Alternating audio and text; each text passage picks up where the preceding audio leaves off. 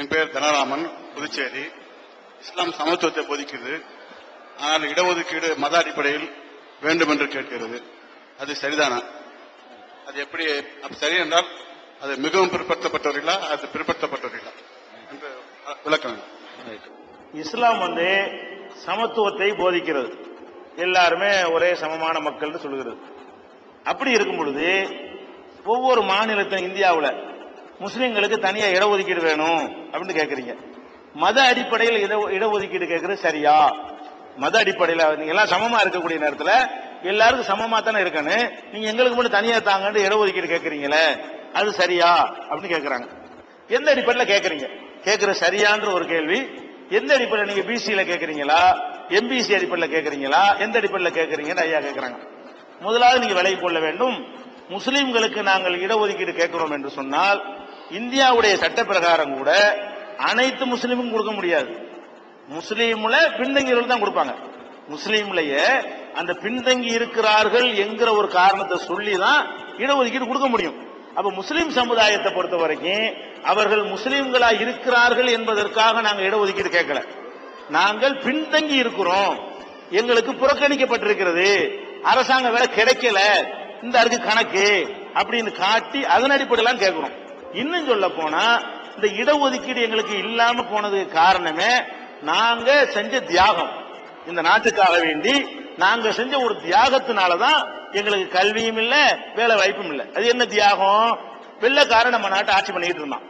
ஆட்சி பண்ணிட்டு இருக்கும்போது எல்லாரும் போராடினாங்க, சுதந்திரத்துக்காக போராடினாங்க, நாங்களும் போராடணும். முஸ்லிம்கள் தான் அதிகமா போராடினார்கள் என்று குஷ்வந்த் சிங் போன்ற அறிஞர்கள்லாம் என்ன செய்யறாங்க, ஆதாரத்தோட மற்ற எந்த சமுதாயத்தை விட அதிக சதவீதத்தில் அவங்க தியாகம் பண்ணிருக்கிறாங்க அப்படின்றதெல்லாம் இருக்குது.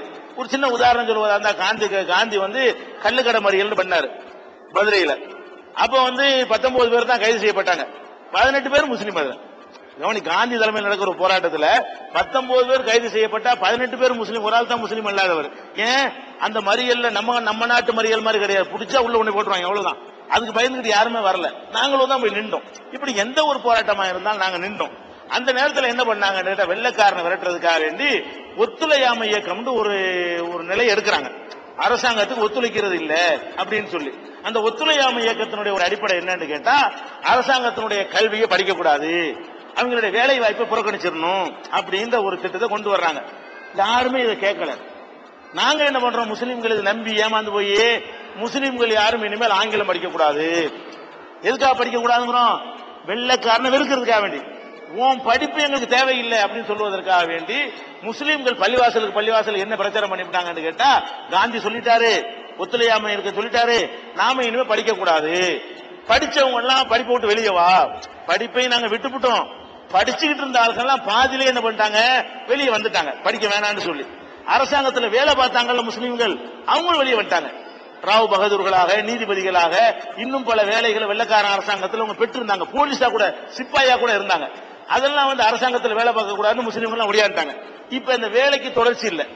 எங்க அப்பா வேலை பார்த்தா எனக்கு வேலை கிடைச்சிருக்கும், வேலையை விட்டு வந்துட்டாங்க. ஆங்கிலம் படிக்கிறது ஹராமு, பாவம் அப்படின்னு சொன்ன உடனே, தப்பா சொன்ன உடனே அதையும் விட்டு நாங்க வந்துட்டோம். எந்த அளவுக்குன்னு சொன்னா, உங்களுக்கு தெரியும், காகித மில்லத்தையும் கேள்விப்பட்டிருப்பீங்க, முஸ்லீம் லீக்குடைய தலைவர் காகித மில்லத். அந்த காகித மில்லத்து காலத்தில் அரசியல் நடத்தினவங்க யாரு? அண்ணாதுரை காகித மில்லத்து காலத்தில் இருந்தாரு, நெடுஞ்செழியன் இருந்தாரு, மதியழகன் இருந்தாரு, இப்ப அன்பழகன் இருந்தாரு, அது மாதிரி பெரிய பெரிய ஈவிகே சம்பத்து இருந்தாரு, கண்ணதாசன் இருந்தாரு. இப்படி பெரிய பெரிய தலைவர்கள்லாம் அந்த காகித மில்லத்து காலத்தில் இருந்தவங்க. இவங்க எல்லாம் எடுத்து பாத்தீங்கன்னு சொன்னா, காகித மில்லத்து மாத்திரம் படிச்சுக்கிட்டு இருந்தாரு, வெளியே வந்தாருங்க, கல்லூரி விட்டு வந்தாரு, அவர் படிப்பை முழுமைப்படுத்தல, பிஏ படிச்சுட்டு இருந்தார் அந்த காலத்துல. அதுல பாதியோட வெளியே வந்துட்டாரு. ஆனா அண்ணாதுரை வெளியே வரல, படிச்சுட்டு தான் வந்தார். எம்ஏ படிச்சுட்டு தான் நெஞ்சாரு, அவரு வெளியே வந்தாரு. மதியழகம் படிச்சாரு, அன்பழகம் படிச்சாரு, நெடுஞ்செழியன் படிச்சாரு, கருணாநிதி ஃபெயிலா போனாலும் படிக்கல, இல்ல அவரும் படிச்சிருப்பாரு. காகித மில்லத்து மட்டும் படிக்காம வெளியே வர்றாரு, பாக்கி எல்லாம் படிச்சிருக்காங்கன்னு என்ன வழங்குது? நாங்க ஒரு கொள்கை எடுத்தோம்னு சொன்னா தேசத்துக்காக படிப்பை நாங்க தியாகம் பண்ணோம். அந்த நேரத்தில் இந்த தலைவர்கள் யாருமே பண்ணல, நான் குறை சொல்றது சொல்லல. அப்ப நாங்க தேசத்துக்காக தானே வேணாம்னு சொல்லியிருக்கிறோம். எங்க அப்பன் படிச்சிருந்தா நாங்களும் படிச்சிருப்போம்ல, எங்க பாட்டம் படிச்சிருந்தா எங்களை அவங்க தயார் பண்ணிருப்பாங்கல்ல. அப்ப அந்த மாதிரி இருக்கிற ஒரு சமுதாயமா நாங்க இருந்ததுனாலதான் முப்பாட்டம் படிக்கல, எங்க பாட்டம் படிக்கல, எங்க பாட்டம் படிக்காதனால எங்க அப்பனும் படிக்கல, எங்க அப்பன் படிக்க நானும் படிக்க மாட்டேன். நானே 4ஆம் கிளாஸ் தான் படிச்சிருக்கேன், நம்ப மாட்டீங்க நீங்க. நான் என்னை 4ஆம் கிளாஸ் மேல எங்க அம்மா அப்பா சில படிக்க வைக்கல. அப்ப நான் படிப்பு இல்லாம போனதுக்கு என்ன காரணம்? அதனுடைய முக்கியத்துவம் எங்க அம்மாவுக்கும் தெரியல, எங்க அப்பாவுக்கும் தெரியல, சொல்லி தரவும் முடியாது. அது போக படிக்கத்தான் வைக்கணும்னு வைங்க, படிக்க வைக்கும் போது நல்ல மார்க் வாங்குறதா என்ன பண்ணணும்? பள்ளிக்கூடத்து படிப்பு மட்டும் பத்தாது, வீட்லயும் கிளாஸ் நடத்தணும். என் பையன் நல்ல மார்க் வாங்கணும்னு சொன்னா நான் அவனுக்கு என்ன செய்யணும்? என்னடா கொண்டா புத்தகம் கொண்டடா, அது பாரு இது பாருன்னு சொல்லி கொடுத்தா தான் அதை முன்னேற முடியும். இந்த பிராமண சமுதாயம் என்ன பண்ணாங்க? வெள்ளக்காரன் காலத்துல எந்த தியாகம் பண்ணல, அவங்கள்ட்ட வேலையில இருந்தாங்க, படிச்சுட்டு இருந்தாங்க, தொடர்ச்சியா இருந்தாங்க. அவங்க பிள்ளைகளுக்கு அவங்க சொல்லி கொடுப்பாங்க, அப்ப சொல்லி கொடுப்பான், சித்தப்பன் சொல்லி கொடுப்பான், மாமா சொல்லி கொடுப்பான், மாமி சொல்லி கொடுப்பா, எல்லாரும் சொல்லி கொடுக்கும்போது மார்க் ரொம்ப எடுத்துருவான். இவன் மாடு மேய்க்கிற கூட்டத்தில் என்ன மார்க் எடுக்க முடியும்? எங்களுக்கு போட்டி போட முடியுமா? அப்ப என் பிள்ளைய படிக்க வைக்கும் பொழுது அவனுக்குரிய தகுதி எனக்கும் போட்ட நான் எப்படி அவன் போட்டி போட முடியும்? அவனுக்கு நிறைய இடத்துல கோச்சிங், அறிவுல எல்லாம் சமமா இருக்கலாம், கிடைக்கிற கோச்சிங் கம்மியா இருக்கு, அவருக்கு நிறைய கோச்சிங் கிடைக்குது, எங்களுக்கு கிடைக்க மாட்டேங்குது. அப்ப நாங்க என்ன செய்ய முடிய மாட்டேங்குது? அதிகமான மார்க் எடுக்க முடிய மாட்டேங்குது. அப்ப இதெல்லாம் கவனத்துல கொண்டு நாங்க பின்தங்கி இருக்கிறோம், ரொம்ப கீழே இருக்கிறோம். அதனால இன்னைக்கு இந்தியாவில் 20% இருக்கக்கூடிய முஸ்லிம்கள் நாங்க 2% இருக்கிறோம் வேலையில, அரசாங்க வேலையில 100 பேர் வேலை பார்த்தாங்கன்னா 2 முஸ்லீம் தான் 100க்கு 2 தான் இருக்கிறாங்க. ஆனா 100க்கு 20 நாங்க இருக்கணும். அதே மாதிரி 100க்கு ஒரு உயர்கல்வி, ஐஏஎஸ் ஐபிஎஸ் போன்ற படிப்பா இருக்கட்டும், டாக்டர் போன்ற வக்கீல் போன்ற படிப்பா இருக்கட்டும், 100 பேர் படிச்சாங்கன்னா நாங்க 20 பேர் இருக்கணும்ல. 100 டாக்டர்ல 20 முஸ்லீம் டாக்டர் இருக்கணுமா இல்லையா? 1.5 டாக்டர் 2 டாக்டர் தான் இருக்கிறாங்க. 1.5 எப்படி ஒன்று கேட்கக்கூடாது, 200க்கு 3. அப்ப 200க்கு 3ங்கிற கணக்குல இருக்காங்களே தவிர நாங்க என்ன பண்ணல? 20 முஸ்லீம் டாக்டரை காணோம், 20 முஸ்லீம் என்ஜினியரை காணோம், 20 முஸ்லீம் ஐஏஎஸ் ஐபிஎஸ் அதிகாரிகளை காணோம். அப்ப இதுக்கெல்லாம் காரணம் என்ன? அன்னைக்கு எங்க அப்பம்பாட்டன்மார் தேசத்துக்காக வேண்டி தியாகம் பண்ணாங்களே, அதனுடைய விளைவு. அப்ப நாங்க என்ன பண்றோம்? இத கோரிக்கை வைக்கிறோமா? அரசாங்கம் நம்ப மாட்டேன்ருச்சு. நம்மள என்ன பண்றாங்க? ஒரு கமிஷனை போடுறாங்க, சச்சார் நீதிபதி சச்சார் தலைமையில ஒரு கமிஷனை போட்டு இவங்க கத்துறாங்களே நெசந்தானா, முஸ்லீம்கள்லாம் இடஒதுக்கீடு கேட்கறாங்களா, கொடுக்கலாம் தானா, நிஜமா பாதிக்கப்பட்டிருக்கிறாங்களா, சும்மா அரசியலுக்காக சொல்றாங்களான்னு ஒரு கமிஷனை போடுறாங்க. அவரும் இந்தியா முழுசும் அக்கு வேற ஆணி வேற அலசி ஆராய்ந்து அவர் ஒரு பெரிய திறமையான ஒரு நீதிபதி, ராஜேந்திர சச்சார். அவர் அந்த கமிஷன் என்ன பண்ணுறது? ஆய்வு பண்ணி நம்ம தலித்து மக்களோட மோசமா இருக்கிறாங்க. அவர் சொல்றார், முஸ்லீம்களுடைய நிலைமை நாடு சுதந்திரம் அடையும் போது தலித்துகள் இருந்தாங்களே, இப்ப உள்ள தலித்து இல்ல, இப்ப தலித்து நாளைக்கு வந்துட்டு இருக்காங்க. நாடு சுதந்திரம் அடையும் போது, விடுதலை அடையும் போது தலித்துகள் இருந்தாங்களே, அந்த நிலைமை விட மோசமா இருக்கிறாங்க முஸ்லீம்கள் அவர் சொல்றாரு. அப்ப நிரூபணம் இந்த ஆதாரத்தை வச்சு கேட்கிறோமே தவிர ஜாதியா நாங்க கேட்கல. நாங்களே ஒரு முன்னேறி இருந்தா கேட்க மாட்டோம். நாங்களே ஒரு முன்னேறிய சமுதாயமாக உரிய பங்கு கிடைச்சா இடஒதுக்கீடு வேணாம்னு நாங்க சொல்லிவிடுவோம். நாங்க என்ன பண்றோம்? பின்தங்கி இருக்கிறோம், ரொம்ப கீழே கிடக்கிறோம், ஒண்ணு கிடைக்காம இருக்கிறோம். அப்ப சச்சாருன்னு சொல்லி போடுறாரு. அப்ப ரங்கநாத் மிஸ்ரா கமிஷனை போடுறாங்க. அவரும் முந்தா நாள் சொல்லிவிட்டாரு, என்ன பண்ணிட்டாரு? முஸ்லீம்கள் எல்லா வகையிலும் புறக்கணிக்கப்பட்டிருக்கிறாங்க, அவங்களுக்கு 10% இடஒதுக்கீடு கொடுக்கணும். இந்திய அளவில் என்ன செய்யணும்? 100 வேலைக்கு 10வது கொடுங்க, 20 கிடைக்கணும், 10வது கொடுங்க என்று சொல்லி என்ன செய்யறாரு? அவர் ஒரு கமிஷனை போட்டு பரிந்துரை பண்ணி பார்லிமெண்ட்ல தாக்கல் பண்ணி இருக்காங்க. அப்ப இதன் அடிப்படையில் நாங்க என்ன கேட்கிறோம்னா, எங்களுக்கு இடஒதுக்கீடு தனியா கொடுங்க. தனியா கொடுத்தீங்கன்னா 100 பேர் போட்டீங்கன்னா முஸ்லீம் இத்தனை பேர் இருக்கணும்னு சொல்லுங்க. எல்லாத்தையும் நான் கேட்கல, எங்க கணக்குப்படி சொல்லுங்கன்னு நாங்க கேட்கிறோம். இப்ப பாண்டிச்சேரியில நாங்க 6% இருக்கோம்னு வைங்களேன், 100 பேர் வேலைக்கு சேர்த்தாங்கன்னு சொன்னா அரசாங்க கணக்குப்படி தான் 6, உண்மையில் நாங்க கூட இருக்கிறோம். 6.9 6.1 இருக்கிறோம். நம்ம 9 அவங்க தான் 9 கிறிஸ்டியன், நம்ம 6.1 இருக்கிறோம். பாண்டிச்சேரி அரசாங்கத்தினுடைய சட்டசபையில வைக்கப்பட்ட புள்ளி விவர பிரகாரம் கிறிஸ்தவர்கள் 6.9 இருக்கிறாங்க, முஸ்லிம்கள் 6.1 இருக்கிறாங்கன்னு சொல்லி ரங்கசாமி முதல்வராக இருக்கும்போது நெஞ்சாறு சட்டசபையில ஒரு தீர்மானம் கொண்டு வந்தாரு. அப்ப 6.1 நாங்க இருக்கும் பொழுது எங்களுக்கு 6 கிடைக்கணுமா இல்லையா? 100 வேலை இருந்தா 6 வேலை எங்களுக்கு எங்க கணக்குப்படி கூட நாங்க 10க்கு மேல இருக்கோம் பாண்டிச்சேரியில. அரசாங்க கணக்கு நாங்க ஏத்துக்கிறோம்.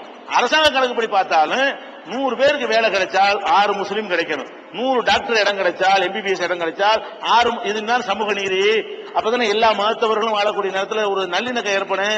உங்களுக்கு டாக்டர் எங்களுக்கு இருக்குது, உங்களுக்கு ஒண்ணுமே இல்லடா, நீங்க கூமிட்டாக்குனா நல்லா இருக்குமா?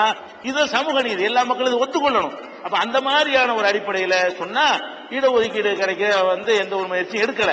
இப்ப கூட அரசாங்கத்தில் என்ன பண்ணாங்கன்னு கேட்டா, ஒரு 3.5 கொடுக்கிற 2.5 கொடுக்கிற அளவுக்கு ஒரு பரிந்துரை எல்லாம் செஞ்சு வரக்கூடிய நேரத்தில் திடீர்னு நினைச்சிட்டாங்க, அதுல நம்ம பாட்டாளி மக்கள் கட்சிக்காரங்க புகுந்து அதுக்கு ஒரு பெரிய போராட்டம் பண்ணி அது எம்பிசில இருந்து எடுக்கக்கூடாது, எம்பிசிங்கிற பிசில இருந்து மாத்தணும்னு சொல்லி சொன்ன உடனே அதுக்கு இன்னொரு கமிஷனை போட்டு புதுவை அரசாங்கம் என்ன செய்து மக்களை ஏமாத்திக்கிட்டு இருக்கிற காட்சி இன்னைக்கு பாக்குறோம். ஆனா சச்சார் என்ன சொல்றாருன்னு கேட்டா, முஸ்லீம்களை பிசில சேர்க்க கூடாது, எம்பிசில சேர்க்கணுங்கிறார். சச்சார் என்ன பரிந்துரை செய்யறாருன்னா, முஸ்லிம்களுக்கு இடஒதுக்கீடு கொடுக்கிறதா இருந்தால் பிற்பட்டோர் பட்டியல் அவங்களை சேர்க்கக்கூடாது, மோஸ்ட் பேக்வர்ட் கிளாஸ் மிகவும் பிற்பட்டோர் பட்டியல் அவங்களை சேர்க்கணும், அதான் சமூக நீதிக்கு உள்ளதுன்னு அவர் பரிந்துரை செய்யறாரு. அவருடைய பரிந்துரை அடிப்படையில் இடஒதுக்கீடு கொடுக்கிறோம்னு சொல்லிவிட்டு இந்த பாண்டிச்சேரியில் என்ன பண்றாங்க, எம்பிசியில சேர்க்காம பிசியில சேர்க்கிற மாதிரி ஒரு கமிஷனை போட்டு வேலை நடந்து கொண்டு இருக்கு, பரிந்துரை செஞ்சுட்டாங்கன்னு நினைக்கிறேன். அப்ப அது ஏற்கத்தக்க ஒரு முறை இல்லை. அப்ப நாங்கள் கேட்பது எம்பிசியில தான் கேட்கிறோம் பாண்டிச்சேரியை பொறுத்த வரைக்கும். அதுபோக இந்த இடஒதுக்கீடு கேட்கறது நாங்க நல்ல ஒரு நிலையில இருந்து கொண்டு நாங்க கேட்கல, எங்களுக்கு உரிய வாய்ப்புகள்லாம் கிடைச்ச நிலையில் நாங்க கேட்கல. ஒண்ணும் இல்லாம காலாகாலத்துக்கு பின்னுக்கு போய்கிட்டே இருந்தா ஒரு சமுதாயம் போய்கிட்டே இருந்தாங்கன்னா வேற மாதிரி அவங்க ரெண்டு எடுத்துருவாங்க. தீவிரவாத கூட்டங்கள்லாம் எடுத்து பத்தி நம்ம நாட்டில் ஏதாவது உரிமை இருக்கா, நமக்கு பங்கு இருக்கான்னு சொல்லி சில இளைஞர்களை மூளைச்செலவு பண்ணி அவனை வேற மாதிரி திசை திருப்பிடக்கூடாது என்று சொன்னால் நமக்கு இந்த நாட்டில் கண்ணியமா இருக்கிறோம் எண்ணத்தை எல்லா மக்களுக்கும் வரணும். எங்களுக்கு மட்டும் நான் கேட்கல, இந்த இடஒதுக்கீடு என்பது எங்களுக்கு மட்டும் நான் கேட்கவே இல்லை, எங்களை மாதிரி யாரெல்லாம் இந்த நாட்டில் பிற்படுத்தப்பட்டு இருக்கிறார்களோ அவ்வளவு பேருக்கு கிடைக்கட்டும், எல்லா சமுதாயம் படிக்கட்டும், எல்லா சமுதாயத்துக்கும் அவங்க சதவீதத்தால் வேலை கிடைக்கட்டும் சொல்றோம். அதனால இதை எந்த விதமான சட்ட விரோதம் கிடையாது, மத அடிப்படையில் கேட்கறதல்ல, பாதிக்கப்பட்ட அடிப்படையில் நான் கேட்கிறோம்.